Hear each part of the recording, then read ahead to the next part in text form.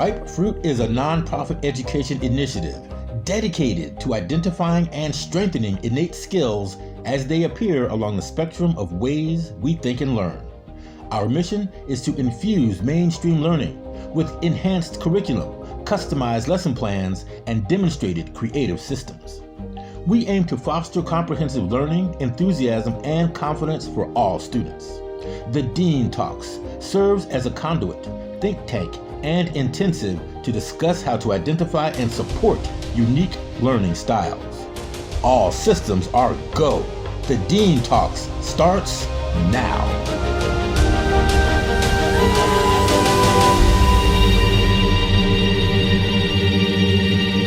This is the DEIN Talks. My name is Stephen King. I am your host.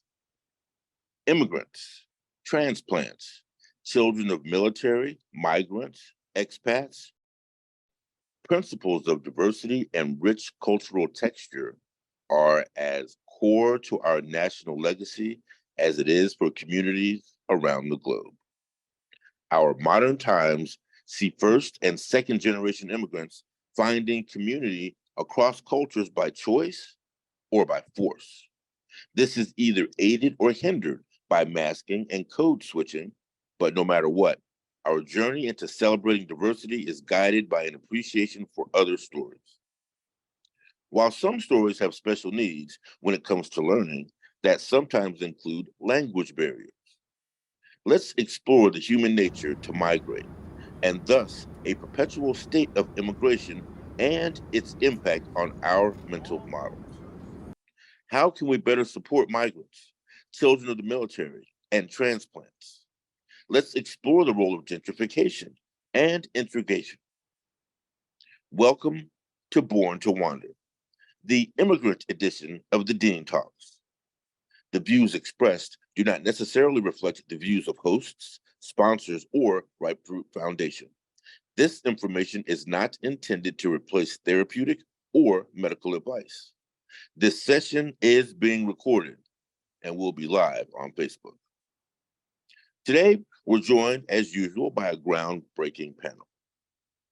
Katie-Ann Rattray. Katie-Ann, tell us a little bit about yourself. Thank you so much, Stephen. It's a pleasure to be here. Again, my name is Katie-Ann Rattray. I am a psychiatric nurse practitioner, and I'm also the owner of a mental health and wellness practice called Healing for Success. And I'm also an immigrant. I was born in Jamaica and came to this land of America at the age of 5, and I'm excited to have this conversation. Thank you. Thank you. And Destiny Huff, welcome to DEIN Talks as a panelist. Thank you for having me. I'm Destiny Huff. I'm a licensed professional counselor and a special education parent advocate, as well as a IEP coach. And I was born in Germany, so I'm a military brat. And so that's what I'm bringing to the experience here today. All right. And my name is Stephen King. I am your host of the DEIN Talks. Let's open up our discussion with a video snippet to set the stage for the panel to join and react. We came to the U.S. because there were people who wanted to hurt us. I'm hungry here at Clint all the time. I'm so hungry that I've woken up in the middle of the night with hunger. I'm too scared to ask the officials for any more food.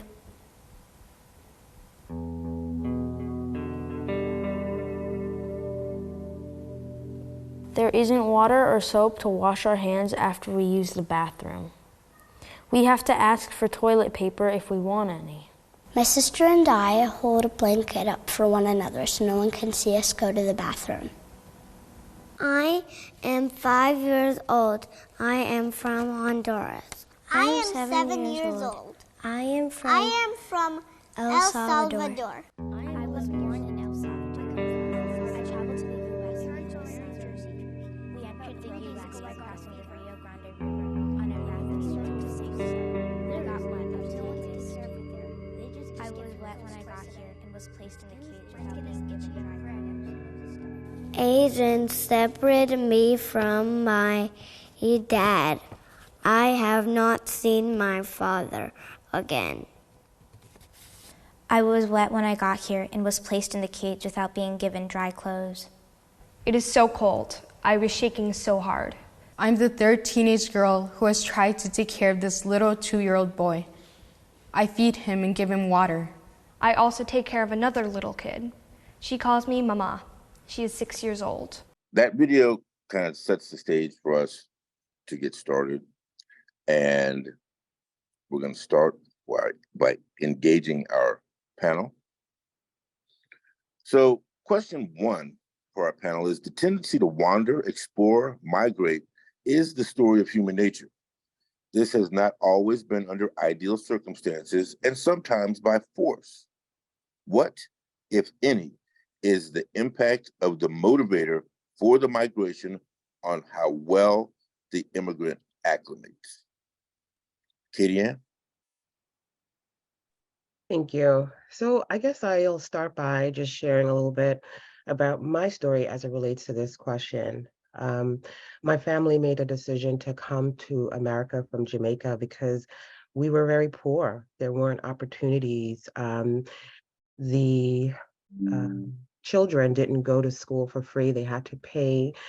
So even if they were really, really intelligent, if the families didn't have the money like my family didn't have, there weren't many opportunities. So when the opportunity arose for us to go to America, our thinking at the time was that there are endless opportunities. So there's an excitement there that I think many of my family members had coming to America. And then the reality that set in was a shock to us. So first of all, we couldn't all come at once. That meant there was separation. I was separated from my mother very young, and my mother came to this country and she worked and sent money home, and different family members came up.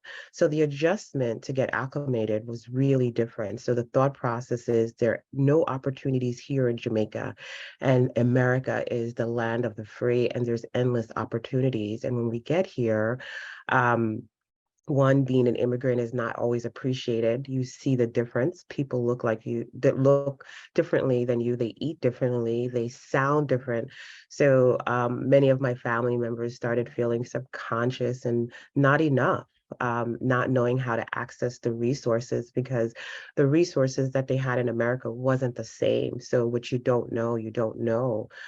So oftentimes, different family members were exploited, maybe not knowing the rules and regulations about overtime and getting paid next to nothing, and being appreciative for that, or trying to be appreciative to that. So I think that to ultimately answer the question in this story for us, we initially thought it would be a great thing, but it was a lot of an adjustment. There was no one that came before us to help us.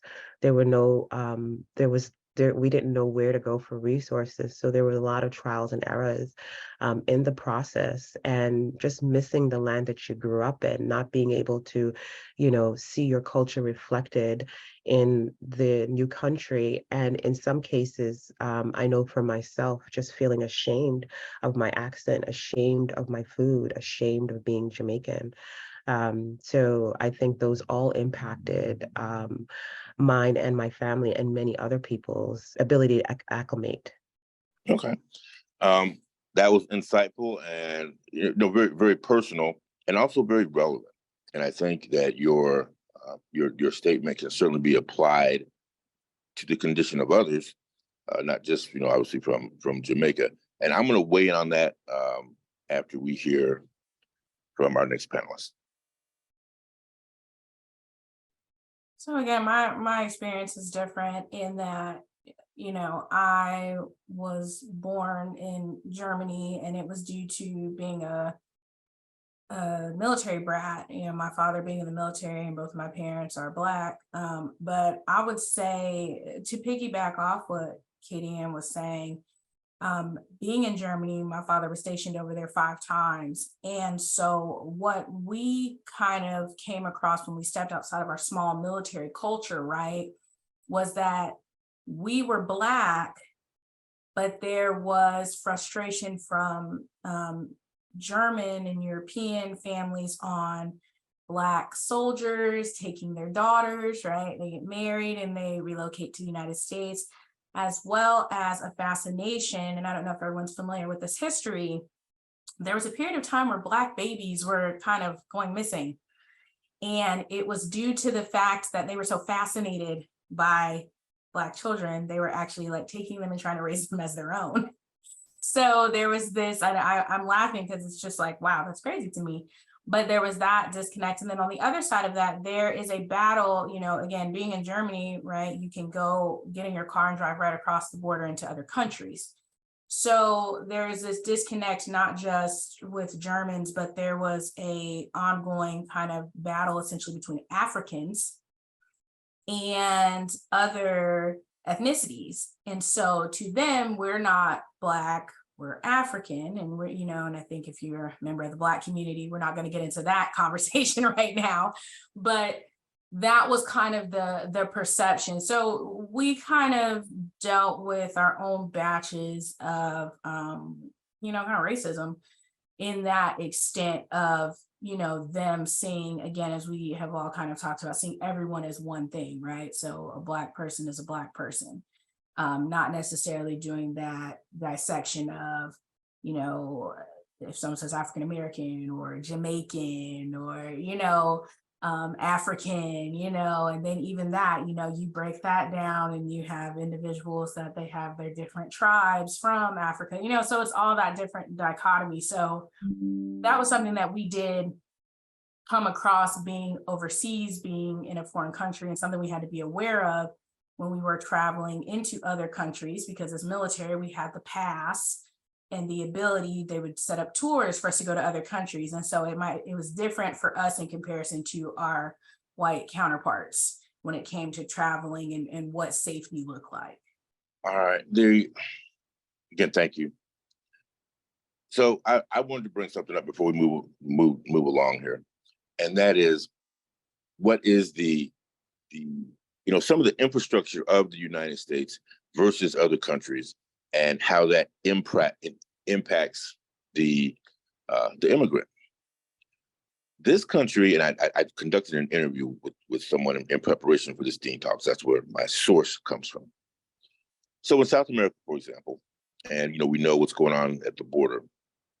We have folks that are you know, crossing over and, you know, coming in across the border from other countries with this anticipation, as was, you know, mentioned earlier about, you know, Jamaica, you know, with this anticipation that the United States is, you know, full of opportunities and, you know, relationship building and those things.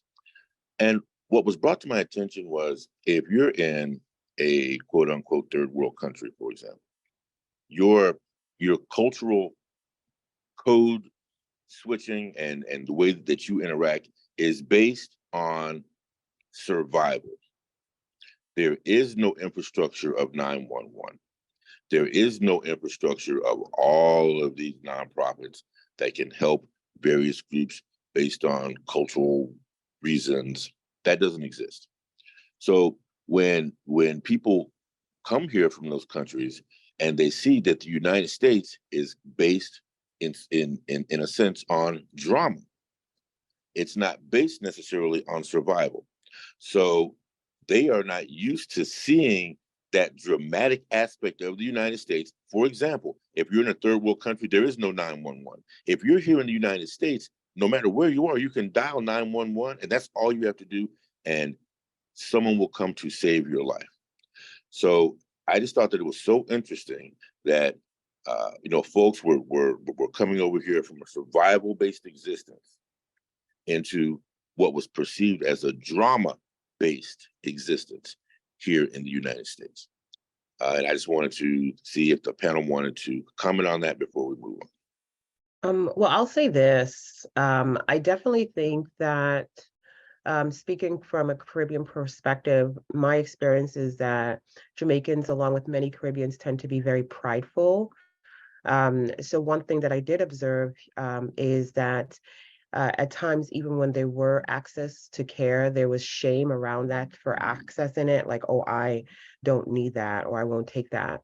And I think another thing that had me thinking when you were telling the story was that in Jamaica or places where, in Jamaica, the race Black is the predominant race.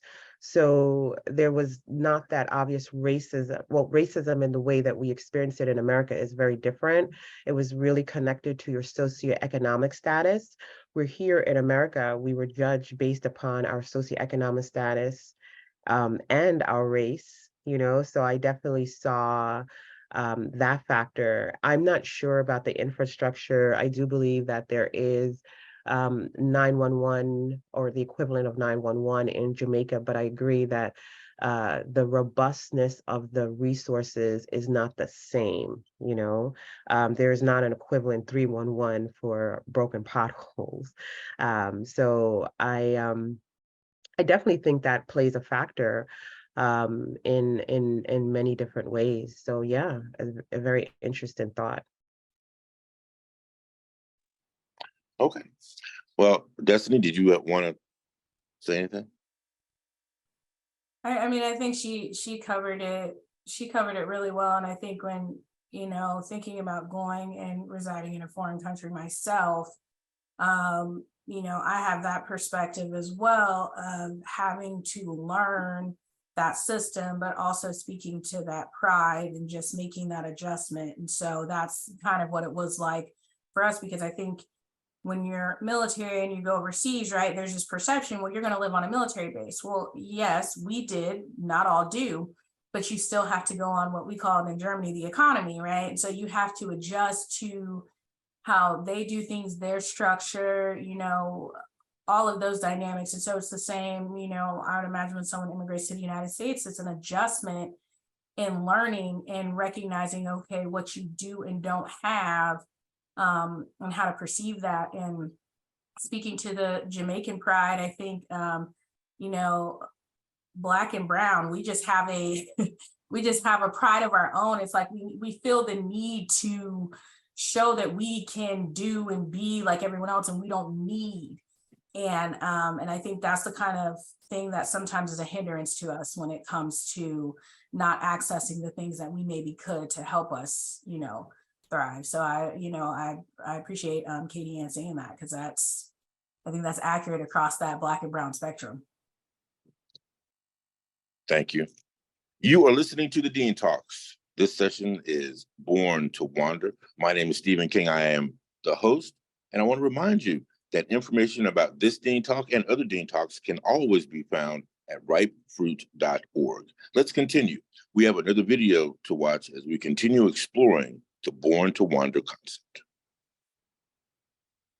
Even though the English was perfectly fine, they were inaccurately placed in special language courses. One thing led to another, and a lot of subtle and not so subtle messages around whether they belong or not were sent to them, and as thus, they dropped out of high school. Because Diego wasn't doing so well on his standardized tests, they felt that the same was going to happen for their son. I told her, your son is amazing, he's incredibly smart and critical, he's gonna go very far in life. Well, let's take one step back here. Diego's school was considered low performing, meaning that their standardized test scores were not high. Because of that, teachers were highly pressured to ensure that they got these scores up and therefore couldn't bring science into the classroom. Because Diego's parents didn't go to college and dropped out of high school, Diego was more likely to not go to college. And because Diego was Mexican, he was more likely to experience racial discrimination. Now, when we combine these varying levels of discrimination in Diego's life, the way he navigates the world, how can we expect for him to experience the age-old adage of equality that society tends to daunt on us at every single moment?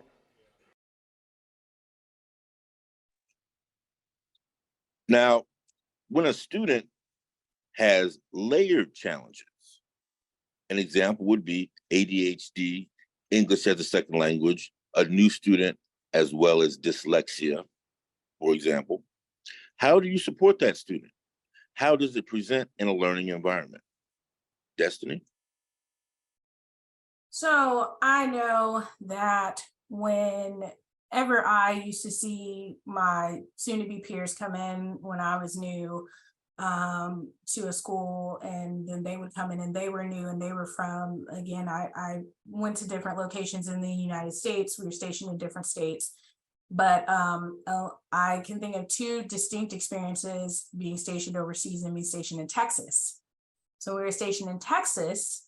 We were on the border between Juarez, Mexico, and El Paso, Texas. And literally we could go across the bridge into Mexico. So what happened? A lot of my peers were Mexican. A lot of them spoke some broken English. And then we had Hurricane Katrina hit Louisiana, and my school was one of the schools that got a lot of the students from that area in Louisiana. And a lot of them were African and Creole. And so what happened was there was this perception when they came in that they did not know as much as their counterparts because they maybe did not speak English as fluently, or it did not flow. And what I thought was interesting about that was that I was in a predominantly Hispanic school. A lot of my peers had broken English, right? But the perception was just that they didn't know. And so I think that when one enters a school, there's already this stereotype, this bias, this perception of their intelligence instead of understanding. And I don't know if you all have seen the show Modern Family, but there's a show called Modern Family, and Gloria is from Colombia. And there's this scene that I'll never forget where she says, in your language, which was English, she was like, I don't sound very smart. She's like, but in my language, I'm a genius. She was like, just because I can't speak English the way that you all do does not mean that I am not smart. And that sticks with me because I think that there is this perception of that when we are, meeting children who are immigrants or who do speak something other than English as a first language, that they are not intelligent. And same with their parents being able to not always communicate in English. So I think when you add that extra layer of a disability or a diagnosis, I think they can get lost in the system because it can take longer to identify it if your focus is on their ability to speak English. So, when they come in, I think it's important to, one, if at all feasible, get a translator.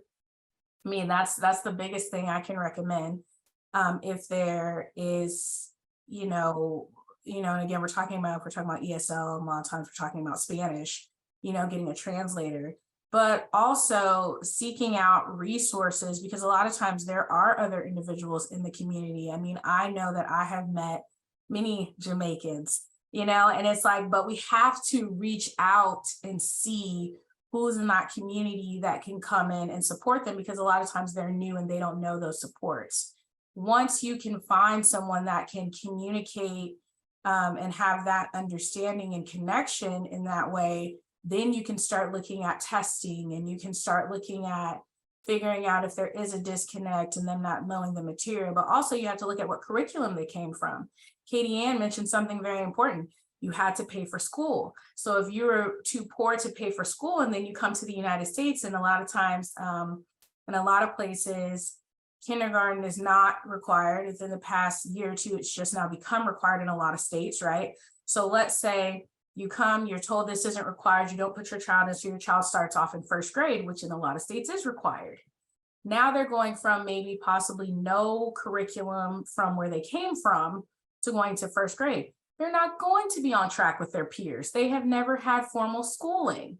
So, there has to be considerations about different ethnicities and races and cultures and what that looks like for the immigrant coming in. On the military side, they have done a lot of laws. The Military Children Education Coalition has put a lot of things in place, because what was happening with military students was you go from one state to another and these children are told they can't graduate. And they're told they can't graduate because they don't meet Georgia state requirements coming from Texas. And so then don't even add the layer of having ADHD, don't even add the layer of having some diagnosis or learning disability. And then it's just completely like, well, we don't know how your child's going to get a diploma from us without doing like an extra year of schooling, right? So I think there has to be considerations that, you know, in the United States, I think we do not take into account that every state is even different. So why would you not assume that a child coming from another country, another continent, has a different background? KDN? Yeah, thank you. So there's a few things that I want to say about this.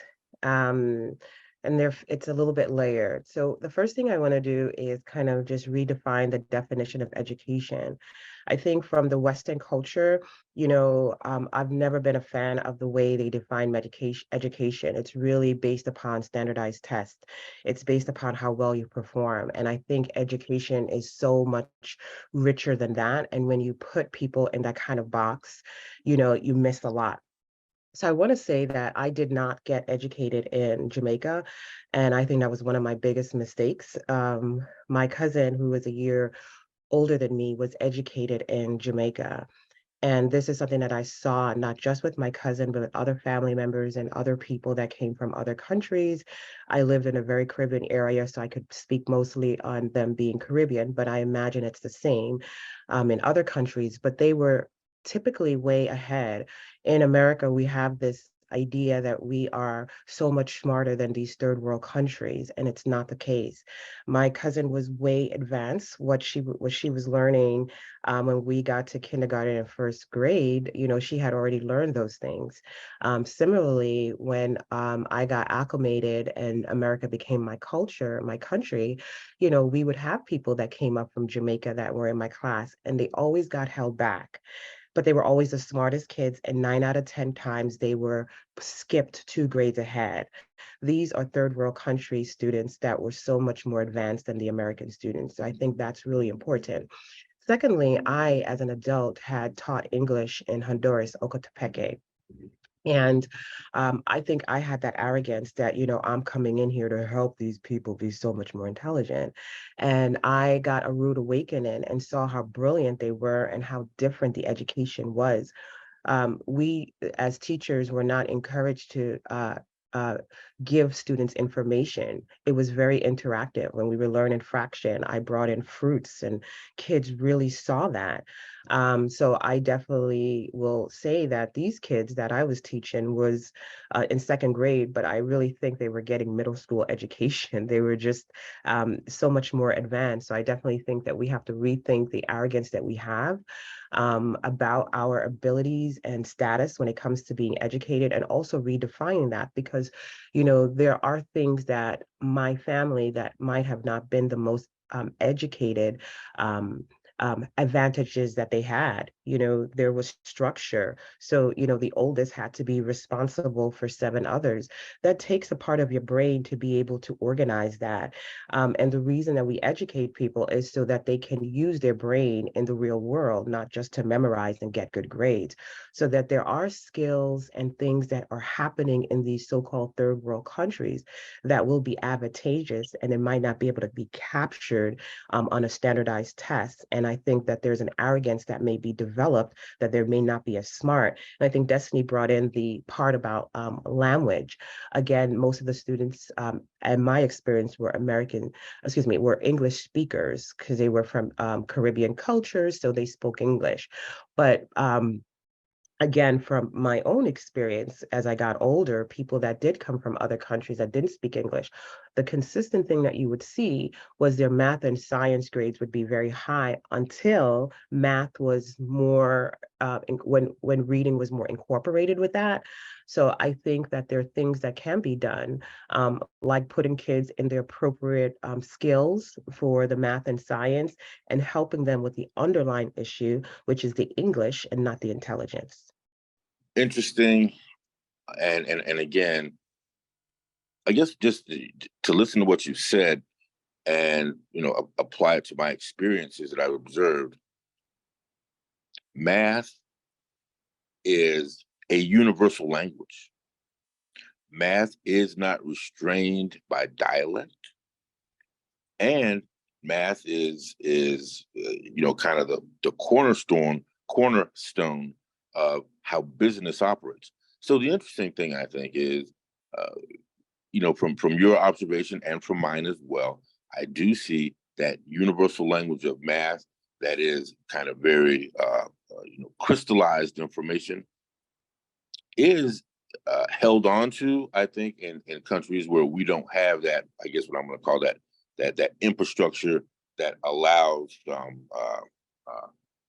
some additional freedoms with just your thoughts. Here in the United States, you're not thinking, you're thinking to survive, but you're not thinking to survive on the same level as if you're in a third world country. However, the math concept translates across all borders, and it's just interesting that you brought up that your observation was that the math and the logic was at a level that was certainly superior to what you expected coming in from the United States.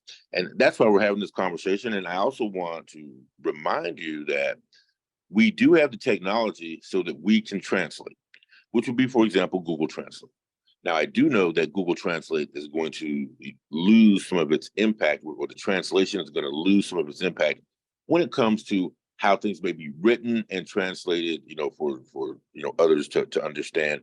But the basic, getting the words across and getting communication going, we do have Google Translate, which works across multiple languages. So use that. I mean, some people just forget about that. We don't have to go back to for example, when I've traveled, if I was in Italy and I was talking to someone that didn't speak English, I had a workaround, which is let me go find a young person, because I know that English is being taught to the young people in Italy, and then I would use them to translate. Well, now we can certainly utilize Google Translate and some of the other technologies to get our messages across. You're listening to the Dean Talks, Born to Wander. Find common solutions. That idea of doing a glossary, bilingual, English, Chinese, because I don't know so many terms. I try my best. There's the 世界日报 World Journal, and they have a magazine, and there'll be a Q&A section about Medicare. So I try to cut that out every time, because that's the way I learn my terminology. I grew up speaking Chinese, but I don't read it or write it very well because I came to America so young. But if you're dealing with a parent who goes to a doctor and they give a diagnosis, and then you have to try and explain it to them. Translate it, yeah. Yes. That's a brilliant idea. I'm surprised there's no app for that yet. We should work together on not only technological things, using technology for pill reminders and whatever, but the functional needs of bilingual, bicultural families in America, not just Asian American, Latino, others. We have needs that are not being met. So I think it's now to empower ourselves to identify the solutions, come up with them, and then help our elders live a dignified end of life. Yeah. So we're going to move on and talk about belongingness for the migrant. Some groups and communities find security in adopting an insider and outsider approach. For a student in a classroom, would that impact their confidence in learning? Katie Ann? Yes, I think as human beings, we all want to belong. That's just an intrinsic need.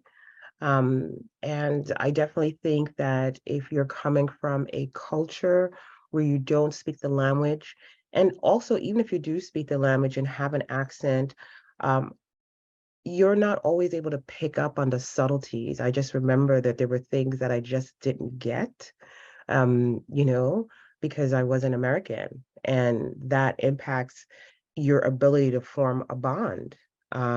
You can't speak about things that, we can connect it to similarities. And if there's no cultural relevance, you're going to start to feel like an outsider. And I think what had happened in my case at one point, like I shared, there was shame that I fortunately had about my culture. Obviously, now it's not the same. I'm extremely proud to be Jamaican, but that was something that I had to work on because I felt like I didn't belong. And one thing that I would be remiss not mentioning is the mental health impact on, coming to America, on leaving your country behind, that's not often talked about.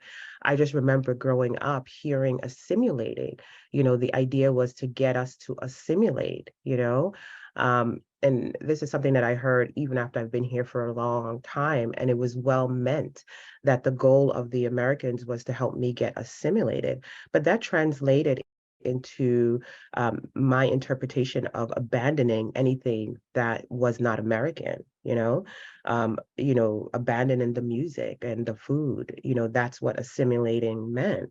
I just remember being in class where the teacher talked about someone wearing a hijab and she wasn't assimilated because she didn't want to wear jeans with the hijab, jeans is an American thing, but it was not her thing. So that's the position that you have to take. Do I stand in the pride of my culture and be ostracized, or do I assimilate, which in some ways means giving up part of who I am or not sharing that?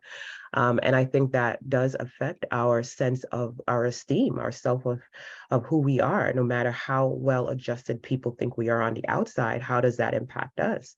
And I remember there was a lot of negative thoughts about Jamaicans being drug dealers and so forth. And, I remember at one point my mom jokingly said, and I think every joke has a truth in it, don't tell people you're Jamaican, just don't let them know, because we don't want that stereotype on us.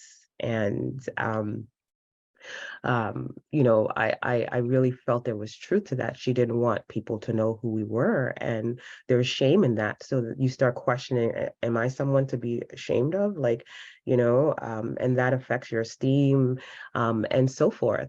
So yeah, I definitely think that there's a delicate balance of trying to figure out how to help people adjust to the American culture, because it's beautiful. I mean, I love being here, and I love identifying myself, in many ways as American, because this is where I grew up. But the core of who I am is built from being Jamaican, which I'm super proud of. So finding that delicate balance where I like myself and other immigrants, don't have to give up anything. We can be proud of being who we are, where we came from, and still be American enough. We are talking about belongingness, and that kind of exploration was, very well put and so poignant. And we really have to be mindful of what one conversation here during the Dean Talks, spawns as far as other conversations, because this is a huge topic. This umbrella of migration and immigration is a huge topic. And right now in our culture of diversity and equity and belongingness, these conversations are always very, very relevant. We're talking about belongingness, and we are still conversing with our panel. Destiny? So for me, being I come from the military-brat perspective, and having, I went to 3 high schools in 4 years. Graduated from a high school. I moved there my senior year and graduated there my senior year. So I didn't know anybody. But for me, what I find interesting is when we talk about that belongingness and the culture and the dynamic, was that, I'm Black, my parents are both Black, and they're from Georgia. So now military children kind of have the option. They can go to a university in the state their parents are in, retiring, and it doesn't have to be their home state.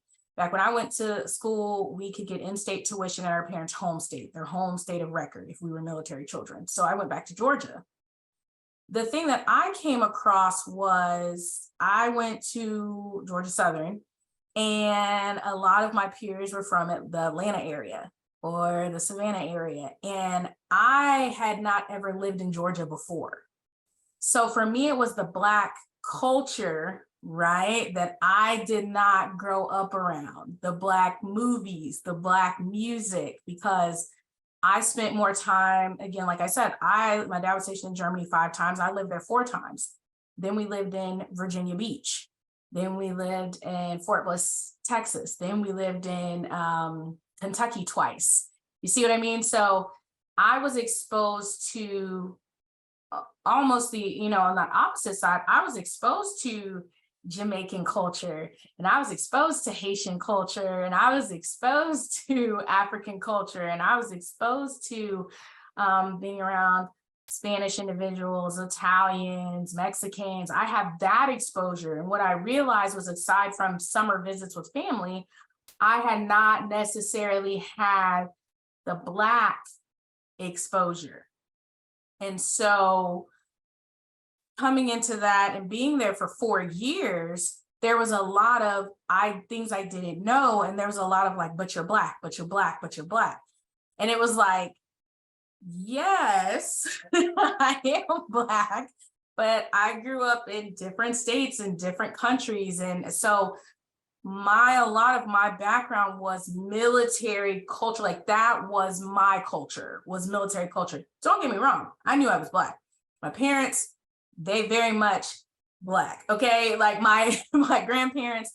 But when you talk about those, going back to what Katie Ann said, those nuances, those jokes that Black culture knows, I know them now, but I didn't then. The Black movies and, the Black music, and you've never heard of this artist, and you've never experienced this, and didn't you grow up like this? I didn't have those experiences. So for me, that was, and my sister, then later, I have one younger sister, she went to the same university I did. She said the same thing. That was our culture shock, because we stepped outside of our military bubble, and we had always had instances of going home and our family kind of going like, you talk white. Why do you talk like that? Why do you do this? Why don't you do that? Why don't you, why doesn't your mom cook this? Why don't, so we'd already had those experiences, but being, spending 4 years at, a university in Georgia, that it gave me this understanding that I was so military culture, that was so my background, that I really had not fully tapped into the Black side of who I was, because I had not really had that exposure, because the military takes up so much of your life. And so that's where I really got the exposure to Black colloquialisms and, again, we're going to movies, musics, interactions, engagements, and really learned about that side, and then melded that into who I already was. And so for me, that was the shock, and that was the belongingness, and, that was the other, and that was the outside, because it was very much, going there and going, well, you look like me, so you're my people, right? So that's how I felt. And then getting in there, and they're kind of like, but you're not our people, because you don't know our people. So so that for me was that experience of kind of feeling like a transplant, and feeling like I spent my whole life in another area, and now I'm here, and realizing there were things I didn't know, and some of that being backlash, right? And some of that being like, how do you not know that, and this and that? And on the other side, having individuals who are still my friends to this day, who are very welcoming and, willing to kind of teach me that side and that culture that I had not experienced growing up. Again, what we're seeing is this conversation is just so dynamic. Katie Ann? Destiny just brought up an excellent point. I think that every Black person in America lives in two different worlds, right? I think we could, whether you're an immigrant or not, you can relate to that. I think as an immigrant, you live in more than two worlds. You live in multiple worlds. I just remember, like when Ebony talked about sounding white, I remember getting in trouble for not speaking proper English, because my parents didn't want me to be like those, low lives Americans, or, didn't want me to be ghetto, or whatever it was, so then I had to speak a certain way in order not to get in trouble. But that way ostracized me with my peers. And then I grew up listening to old school reggae, and, R&B. That's what my parents listened to. That's not what my peers listened to. So the nerves of me trying to listen to rap, that was not allowed. So I had no idea about who's the black sheep. I had no idea about anytime these music came on, I had to turn it off or I'd get in trouble. So I had to learn how to navigate these multiple worlds in order to fit in. And I didn't fit in with my family if I wanted to be more Americanized. And if I wanted to preserve my Caribbean culture, I didn't fit in with my peers. So it's really just, I was born to wonder. I was wondering in this world. And I did find some acceptance with many people that were immigrants. I think we had this unspoken understanding that we're different, but here we're accepted, amongst each other. This is just, it's fascinating to me because on one hand, we're seeing that we're missing a piece from this cultural exchange when you wander here and into the United States. But on the other hand, we do have the technology that allows us to communicate. And that, I think, certainly assists in breaking down geographic barriers. There are, up until probably 40 years ago, it was, almost impossible to know what it was like in China or what it was like in South America or what it was like in Jamaica, unless you, perhaps read a book or, somebody went and took some pictures or something and gave you a bit of a glimpse. Now we can communicate with all cultures in real time. And that there's a lot to be said about that, because the ultimate lesson here is that diversity is power. What I'm hearing over and over again is, we have traveled, we've gone to a different country with a set of expectations that has just been blown away once we get there. And I know just from me being Americanized, quote unquote, before I traveled to Europe, I literally thought, I was like, those Europeans over there, they must be living in tents. Until I got there and found that their infrastructure is much better and safer than ours. You're listening to the Dean Talks. Born to Wander is this episode. Let's have a glimpse at another video snippet, and then we'll continue our conversation.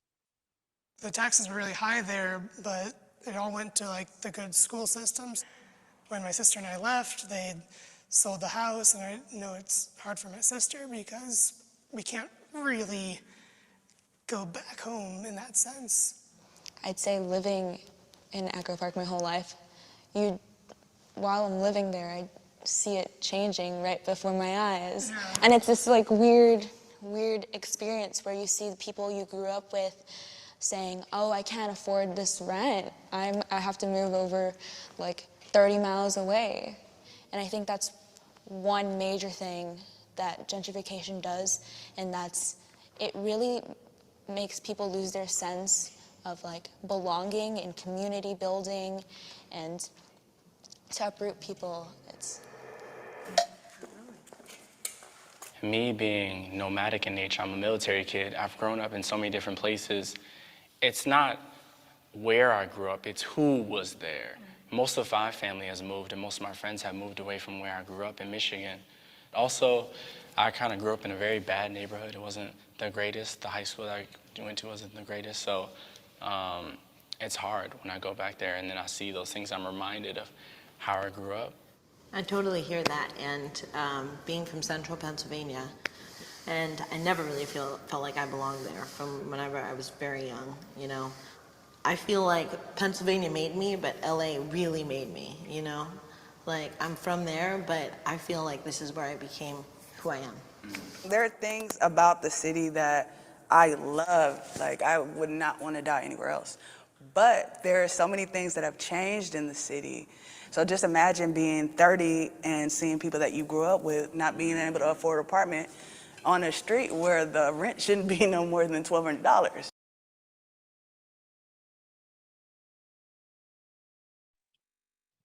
Listening to the Dean Talks, and that moves us into the next segment, which is gentrification.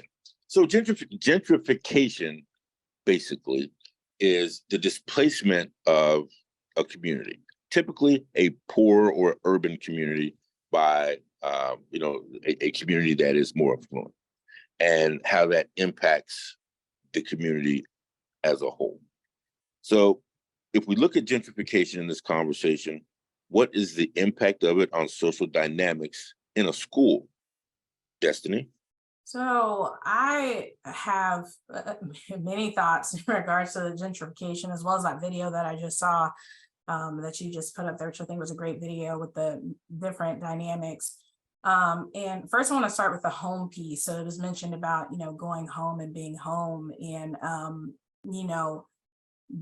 being a military brat, home really was where your family was. You picked up every 2.5 years, you relocated, you had to have new teachers, new schools, new home, to the point where when I got to college, my room was my home. And so my friends would come in and they'd go like, oh my gosh, it looks like somebody's whole apartment in this one room. And it was because that was my space, because that was all my things from all my years of traveling, and then now being separated from my family. And so, that concept of home, when someone says, where are you from? The first thing I say is I'm a military brat. I was born in Germany. So I say I'm from Germany. And the reason for that is I went to elementary school, middle school, and high school in Germany. So, and I was born over there. So until I came to Georgia for college, I had spent literally most of my life in Germany. I was a dual citizen of Germany. So, and people find that very strange, that they're like, oh, you kind of just want to be above, right? By saying Germany, because, and it's like, no, that's like where I was born. Like I can speak German. So it's just a different dynamic. So when you think about home, but when you look at the, the gentrification, I think of not only gentrification and the concept of displacement, but I think about when you go back to an area that is no longer what it once was. So if anyone is familiar with military bases in Germany, in the past, about 5 to 10 years, they have done a shift, and the German government has taken back that space. And so a lot of the military bases that I grew up on as a child are no longer military bases. So looking at pictures and seeing places where you went and you grew up, and knowing that's no longer a place that you would go back to in the way you knew it, that's just a sad thing. And it's a shift because that's your childhood. And so then when you even look at gentrification and you're talking about displacement and looking at, like she said in the video, I think she said it very well, was that seeing your peers and they can't afford, right, to even stay somewhere that they should be able to afford to stay. So I think that, and I apologize, there's a tornado siren warning going off right now, just a testing. But I think that definitely has an impact, because children only know what they're told. And what my experience has been, even with military children and politics, because in the military, soldiers are not really allowed to subscribe to politics, right? But in your home, you subscribe to politics. And so I look at it in that same way, in that they then pass those politics on to their children, right? So their children are going into the school and saying stuff. It's the same way with the gentrification. Children are aware because their parents are aware of who lives where, and what that means financially, and what that's supposed to mean about their family, and can their family afford this or do this? And they say those things, and that has an impact on you as a person, because you're perceived as less than, or you're perceived as not having as much as others. And there's no way that does not impact you. And then a thing that I have seen a lot in having worked in a school setting as a mental health professional is where the parents, right, they don't care about appearance, but American, a lot of times, care about appearance and care about, you got who has the latest Jordans and who has those things. And so what happens is you see that dichotomy, where you might see, and I've seen this particularly with immigrant children or minority children, who maybe their parents do not have that perception. I had a lot of African friends who their parents were big on money conservation. So they were sending money home. And so I don't care if you have the latest, but then they're battling their Black peers, right, who are saying, why are you not having the American way of things, the American style of things, the American appearance? And so I think that that gentrification, it goes to a whole nother level of it becomes a thing about the haves and the have-nots, which is not necessarily always the reality. I have to comment. I've been in media for a long time, and this conversation is interesting to me because we try to hold this anchor for the conversation, which is the classroom, for example, and the conversation kind of spirals out, talks about these broader concepts, and then always returns back to our topic. And I just want to commend our panelists on your ability to do that, which is certainly a testament to your professionalism. Continuing with this panel response on gentrification in the classroom. Katie Ann. Right. Hi. So one thing that I did want to talk about was something that I saw recently online. And it was about this steel ban in a part of Brooklyn that was Brooklyn, New York, that was very it was previously a very rich Caribbean culture. And this time of the year, the Caribbean culture, particularly New York, is getting ready for Labor Day. It's a big celebration, and they have a steel band that plays. And because that area has been gentrified, there were complaints about the steel band playing. So now the steel band has to give notification, so they're not totally shut down. And there's worries about that. So what happens is, as you start having people move into the neighborhood, not only does the socioeconomic status change, but the culture of the neighborhood changes. And as you think about children, I think that most of us had grew up with the experience of being outside or having our peers outside, guys playing balls, kids screaming. That's just part of the way it was. And I'm seeing more and more online neighbors calling the cops on kids for playing basketball. And we might not see that as a form of gentrification, but that cultural aspect of the community coming together and taking care of our kids is being lost, because I don't necessarily want to make this into a race thing, but I do think that there is a difference when it comes to Blacks and whites. I think white people typically are very individualistic, they think about their families and themselves, where I think culturally, Blacks, Caribbeans, just Blacks in general, we operate from a community sense, right? It's, I even feel responsible to this day for people that are not in my immediate family. We think very communal. So if you have the mixture now coming, and it doesn't necessarily have to be about race, but with that thought process of operating very individualistically, and you put them in the scenarios that I just mentioned, you can see the challenge, because people might perceive you're invading my space because the kids are playing basketball and I'm not getting the peace and quiet that I need and deserve, which is very true.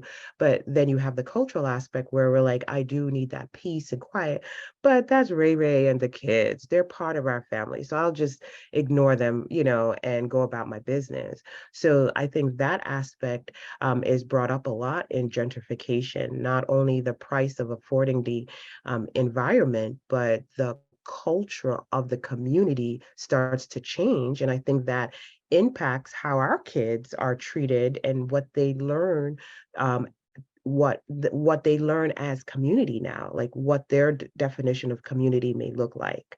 That's changed as well. We're listening to the Dean Talks, and again, this conversation, this Born to Wander, when we first were having our discussions on what to name particular sessions, Ebony Kinney and I were kind of settled and had a spirited conversation about Born to Wander. But as this topic unfolds, I do think that Born to Wander is a very appropriate title for this Dean Talk.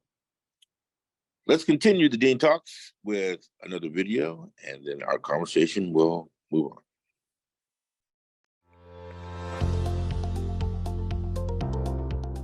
I'm Keith Crane. I'm an economist, and I work at the Science and Technology Policy Institute. The United States is a magnet for foreign students, especially at the graduate PhD level. Students come from all over the world, but the two countries that provide the most students, the United States, are China and India. People born abroad have been an extraordinarily important part of the U.S. STEM workforce, especially at the PhD level. If you look at technical fields, well over half of all individuals who work in the United States with PhDs were born abroad. We were asked by the Office of Science and Technology Policy to look at the question of what are the benefits and the potential losses for foreign STEM talent. They wanted to study in a process of reviewing U.S. immigration policies. We focused on 3 issues in terms of benefits. That is the labor contribution of foreign STEM nationals, their contribution to U.S.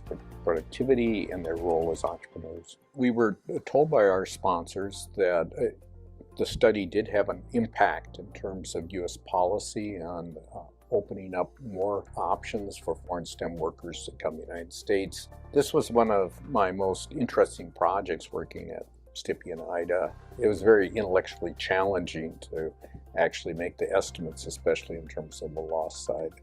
We were pleased to hear from our sponsors that it had an impact in terms of policy discussions in the Office of the President, and that it appears it may have had an effect in terms of opening up more opportunities for foreign STEM talent to stay and work in the United States.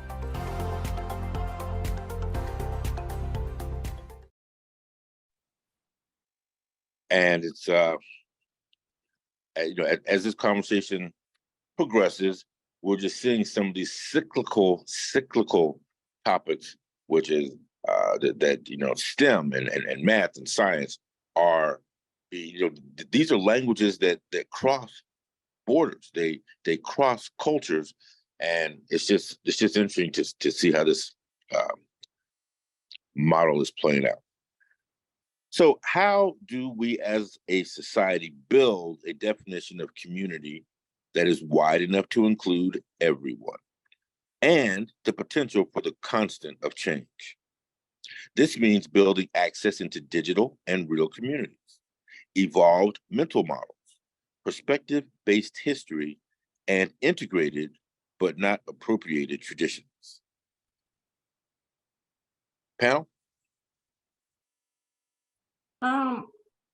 I think it has to start with, I'm always big on everyone being open to learning, right? But to be open to learn, you have to be open to feedback. You have to be open to criticism, and to be open to all those things, you have to presume that something is wrong, right?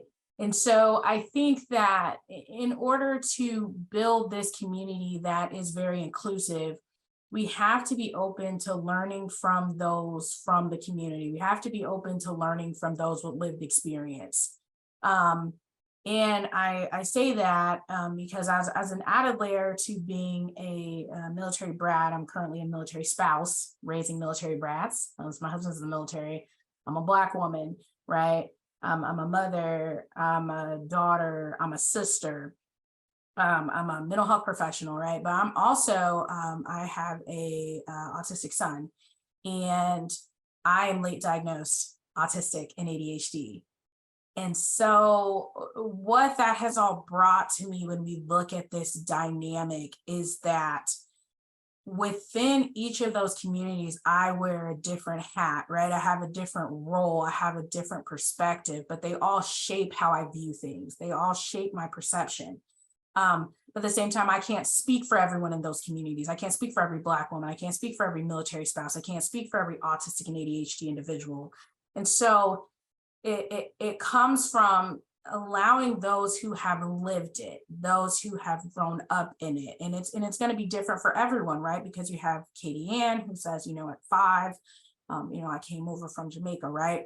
Her perception may be different from, let's say, a 10-year-old that came over from Jamaica, right? A 15-year-old who came over from Jamaica, right? It's all going to be different. So I think in order to build this community, we really have to listen and learn from those who have lived experiences. And I think when we're talking about diversity, we're talking about inclusion, there is still such a deficit in America in listening to minority voices. And because of that, we have had to form our own community to put on a platform. And then you still have divisiveness within that community on what does that mean? What does that look like? I'm not Black, I'm African, I'm not African American, I'm Caribbean.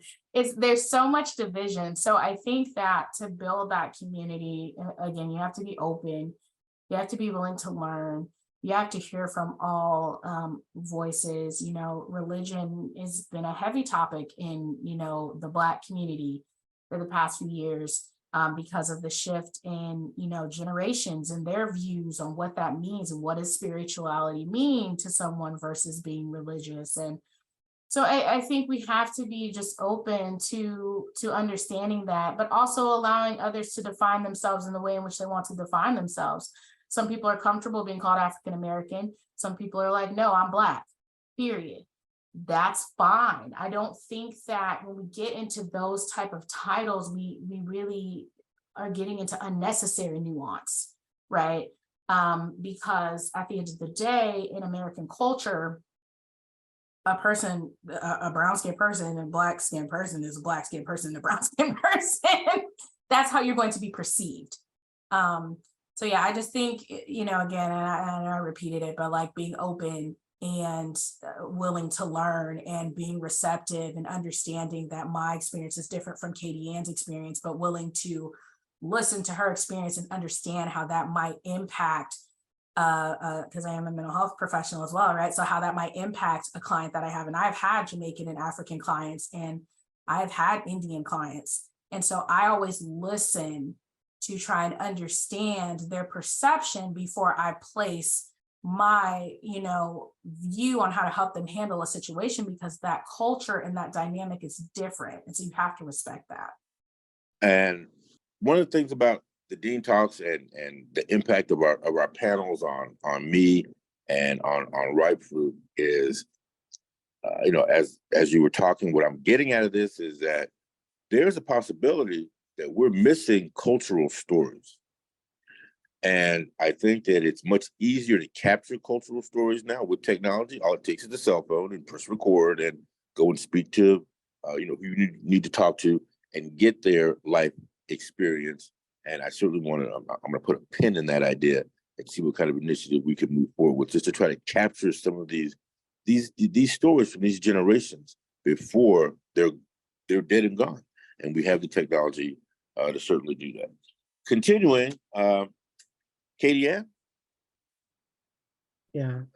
I love the idea of storytelling. I think storytelling is just a rich part of my culture, and love to see initiative like that.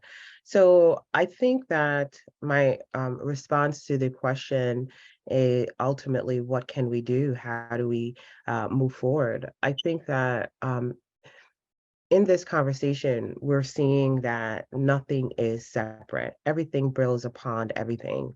So I think it's important to understand that we are trying to make amends on a system that, you know, has many cracks. You know, there are social economic injustices, right, that haven't been figured out. So with that understanding, to be open to the fact that there is no right answer. We're doing the best that we can given what we're given, right? So I think it's really important for us to come in with an open mind. I never want to come off in the way of, because I'm an immigrant and this was my experience, I have the answer to fix all immigrants' problems. You know, because I am an immigrant and because I had this experience, I have one aspect, and this one aspect may be able to help one person or a couple people, and Destiny have her experience, and that might be able to help other people. So just being open to the fact that there are multiple ways of getting to a solution, and not to be caught up with, your solution being the answer, but to be open to the fact that there are multiple answers. And I think also another thing I think is really important is for those of us that are more, I guess, Americanized, for lack of a better word, or for those of us that are, American in culture, or whatever, to really not go in with the idea of, from this egotistical sense, like I'm going to help save these people, because I think there's so much richness that I have gained from, being in the presence of other immigrants, that has enriched my life to this day. So immigrants don't just need us to help support them in this transition, but they bring gifts that we should be open to receive and should be thinking about how can I incorporate the gifts that they bring into this culture to help with those infrastructures that are cracked. Maybe there are different ways. You talked about, Steve, storytelling. I just remember to this day just excited when my grandmother's going to tell a story, and we all just gather around, and there's community in that, and there are lessons that we're learning, there's character that's being developed, there's insights that we are learning. These are gifts that the immigrants can also give the Americans. So I think it's just going to be important to come to a table where we're all thinking that, how can I serve? And how can I gain from their richness as well? Having that openness is also a great starting point, I think. All right. I appreciate your input, and don't let my measured tone, fool you.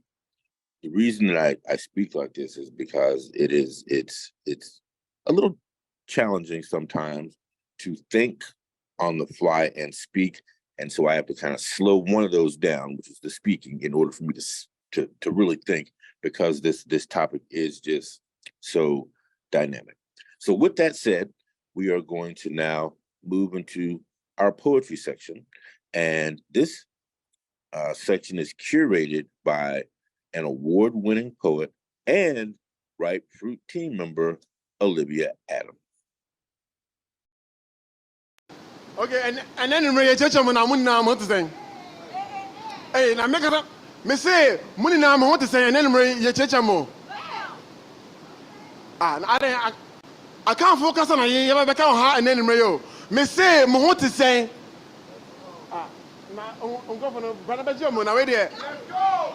I can't focus on you ever become hard, and then you won't say there Patrick Otomo. Me say so won't say there Patrick Otomo.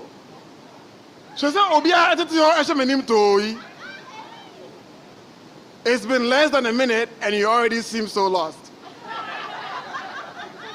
Did this African just put a curse on me? Maybe? You deserve it for all the immigrant bashing lately.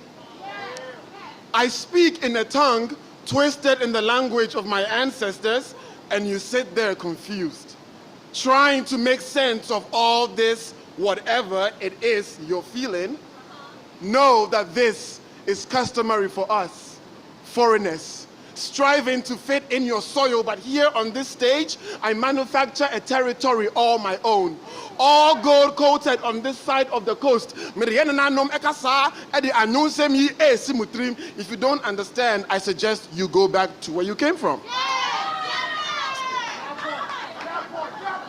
Perhaps find another poetry event where you make stipulations, standard English only, edit our grievances into an abstract, build a concrete wall, rewrite the Statue of Liberty poem, whatever it takes to deep fry this skin into something so vile you can scoop us out of the melting pot, then call us lazy, you who enslaved a whole race to do work you didn't want to do. Say something make it at you, and yes, you feel alienated? That's okay.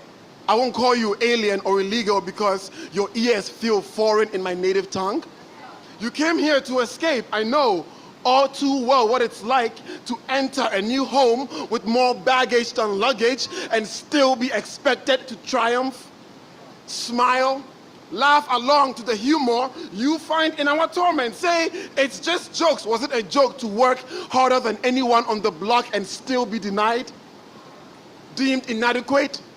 Is it a joke to lose a life in the pursuit of a job you don't want in the first place? No, I will not call you disgusting or beast or anchor baby or animal from shithole country, America.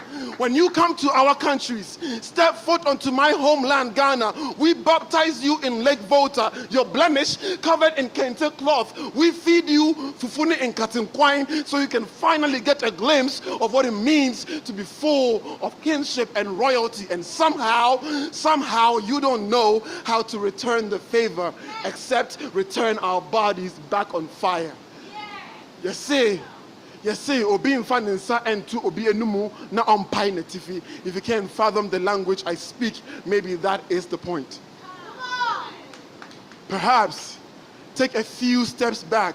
Try seeing the immigrant body. Hear its moan, how it is the only thing prone to first-degree burns when touched by ICE agents. Deport our charred remains and still we reassemble into survival. Watch how we sustain this body, ashes to ashes. And kamunim nearby, kamunim near free or throw every energy and kamo Johnny the dad. What's up, y'all? How you doing?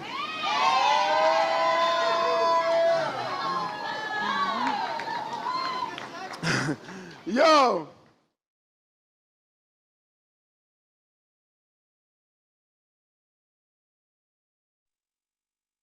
Well, interesting, dynamic, and I wanted to really just kind of reference the emotions. At the beginning, we weren't, I don't speak, I speak English, but yet the emotions of the poet were coming through, which then goes to what type of emotional language transcends cultures. And, it kind of goes back to the math analogy I was using. Numbers transcend cultures. You've been listening to the DEIN Talks, and I don't know, do we have another video snippet there? All right. You've been listening to the DEIN Talks. My name is Stephen King. I've been hosting. My father always wanted me to achieve the American dream. And so naturally, my greatest fear was becoming another statistic. That's why when people ask me about my father, a little part of me goes ballistic. See, let me be realistic. Only 37% of Black kids live with both their father and mother, and all my life I only had one, so I refused to become another high school dropout, success cop out, high on drugs, in love with a thug or a teen mother. But imagine waking up one day and your daddy was gone, like he didn't come home. You couldn't reach him on the phone, and your mother cried tears because she didn't want to raise y'all alone. And they say sticks and stones can break your bones, but let me tell you, growing up never knowing your father can kill you. So until you understand my pain, let me explain that my father was not just another statistic. He didn't get killed by no gun. He didn't sell drugs or commit no crime. He wasn't locked up doing time behind bars in jail. He didn't say to hell with his family and walk out on my mother. Hell, he bought us the house we lived in, so I knew that he loved her. He wasn't on no domestic violent type. He wasn't on no cheat and remain silent type shit. No, my father was an immigrant. So he got reported on that shit, was kicked out of this country on that deported type. So imagine my little brother, 3.5, who didn't have a clue but was afraid to go to bed because he thought his mother would be gone too. And you imagine being a boy without a father in the ghetto. Strings cut like Pinocchio without Geppetto. The bad influences clean like the water and the metal, and the bills picked up, so we fell below the poverty line. The bills picked up, so my mother fell behind. The bills picked up, so my mother picked up 2 jobs, and she's been working them ever since. She was convinced that we would make it, then would receive long-distance calls and refuse to take it because her heart was breaking. My daddy got shipped back to Nigeria. So my heart still aches for the green, white, green, your red, white, and blue, Makbai, Jue, and Kilo. We are the only Yoruba synthesis I knew. I grew up without a daddy because my daddy was an immigrant. Reason number 54 why I hate the government. Your land of the brave and your home of the free. You motherfuckers took my daddy from me, and yeah, we still talk like once a week, and I listen as he holds back tears, apologizing for the decades he has missed. Tells me how he wished he could have kissed me goodnight. Tells me how he begged and pleaded with him to let him stay, but how he's proud anyway, because I graduated a couple of Mays ago. So your statistics, I'm optimistic. I picked up the pieces of a broken dream because it seemed to demean my father's worth. Kicked my daddy out of this country. They treated my father like dirt, but listen to my words, because this is what it's worth. The American dream, because I'm fulfilling his.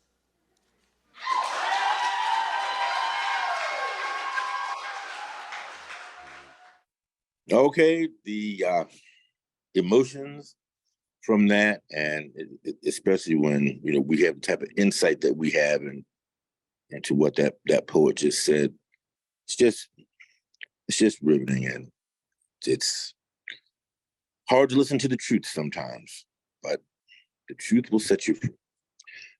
This is the Born to Wander episode of the DEIN Talk. And now, as we begin to wrap up, I wanted to go to our panel and just find out what they're up to. Destiny Huff, what do you have going on right now?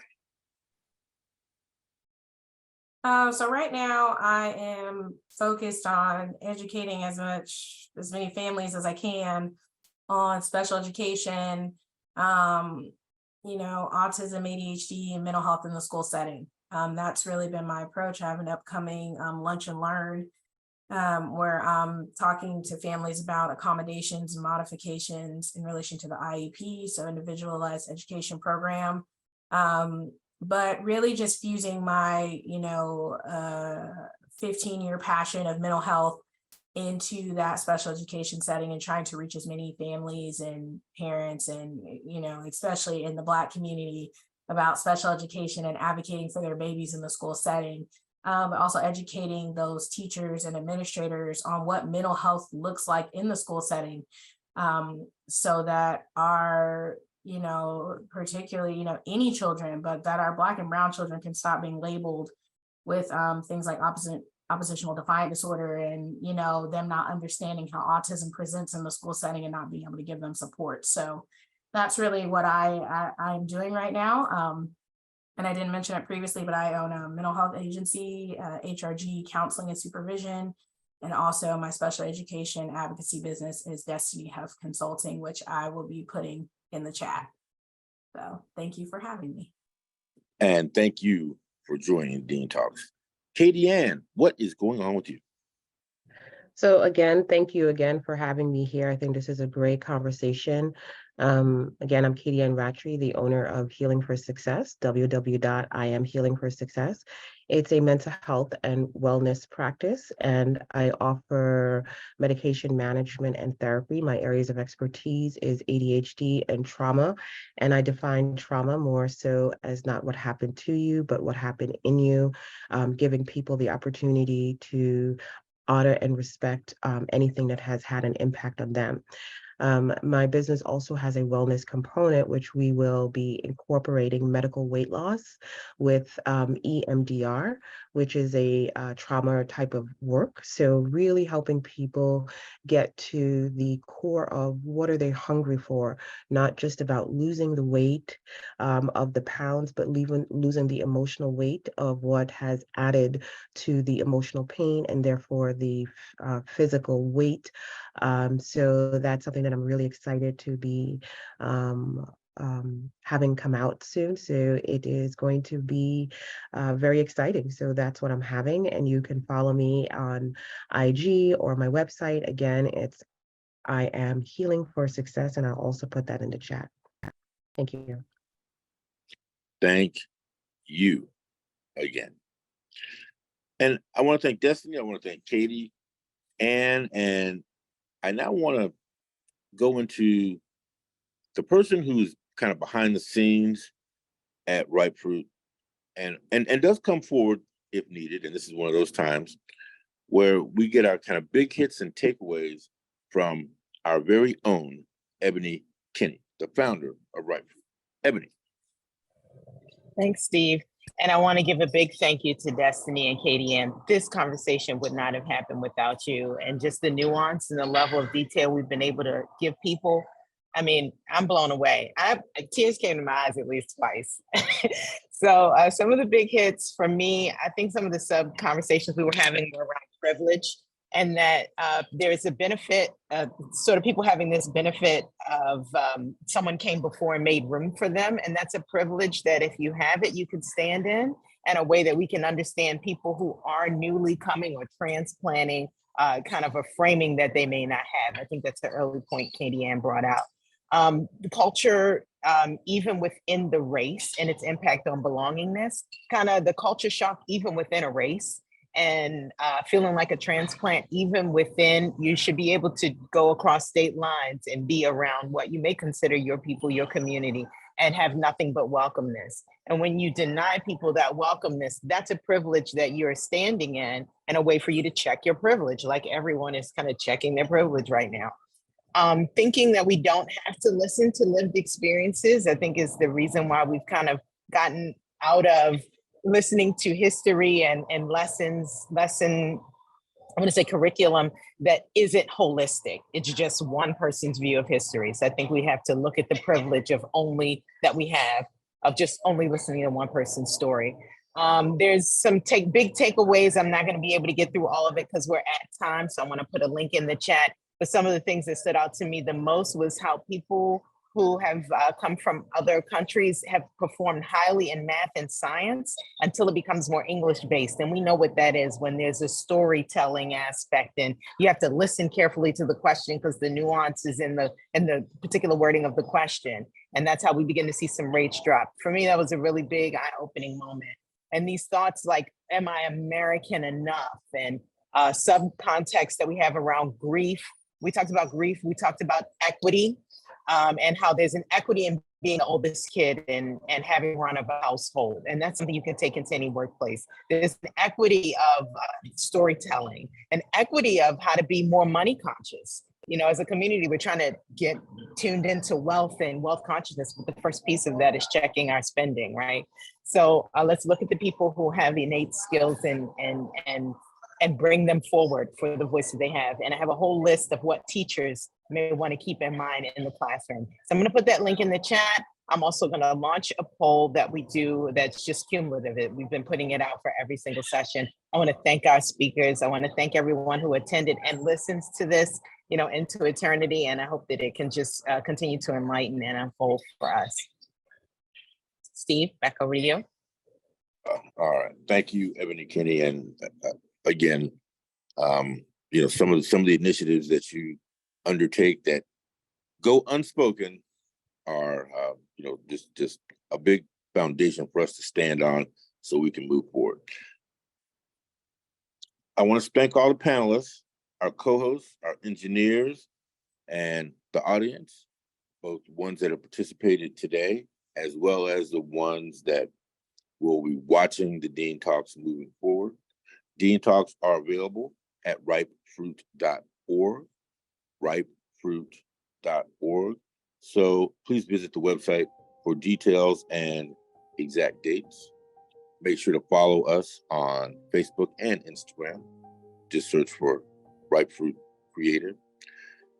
My name is Stephen King. Thank you again, all, for joining us on the Dean Talks. We will see you again the next time.